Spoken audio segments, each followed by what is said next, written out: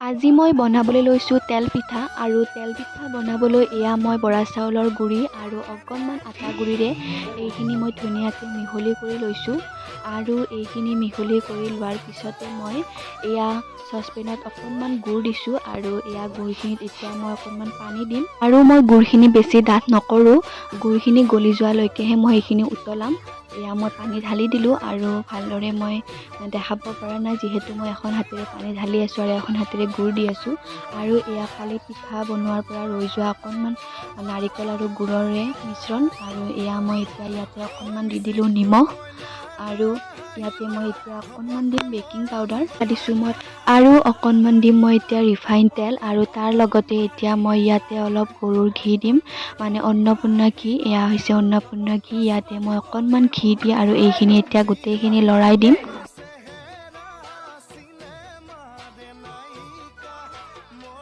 আৰু ইয়াতে দিলোঁ মই এতিয়া কালিৰে ৰৈ যোৱা নাৰিকল আৰু গুড়ৰ মিশ্ৰণখিনি আৰু এইখিনিও দি মই ইয়াতে ধুনীয়াকৈ লৰাই সানি দিম আৰু তাৰ পিছতে মই ইয়াতে দি দিলোঁ গুড় আৰু পানী যিখিনি মই বনাইছিলোঁ সেইখিনি মই ইয়াতে দি দিলোঁ আৰু এতিয়া গোটেইখিনি ভালদৰে মই ঘুলি ল'ম আৰু মই দেখুৱাই আছোঁ মই কেনেদৰে ঘুলিম এইখিনি।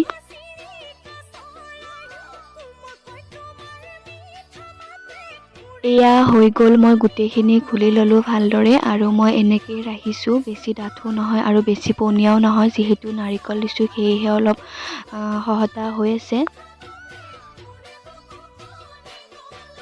আৰু এয়া এতিয়া কেৰাহীখন গৰম হোৱাৰ পিছতে মই ইয়াতে তেল দি দিলোঁ ৰিফাইন তেল আৰু এতিয়া তেলখিনি গৰম হোৱাৰ পিছতে মই ইয়াতে এটা এটাকৈ পিঠাকেইটাও বনাম।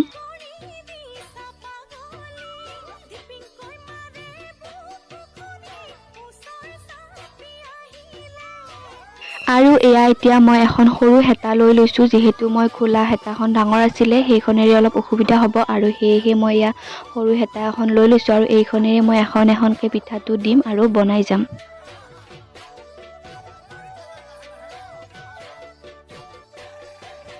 এয়া মই গৰম তেলত প্ৰথমখন পিঠা দি দিলোঁ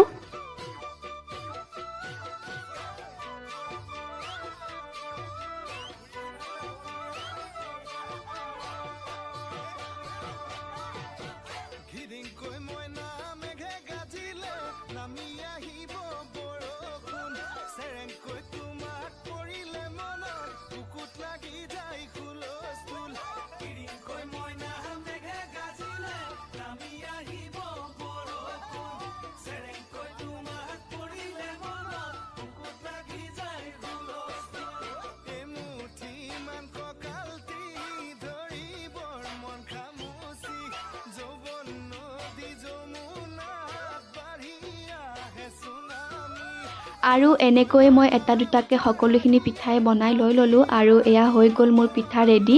ইয়াক কিছুমানে বৰপিঠা বুলিও কয় আৰু আমি তেল পিঠা বুলিয়ে কওঁ।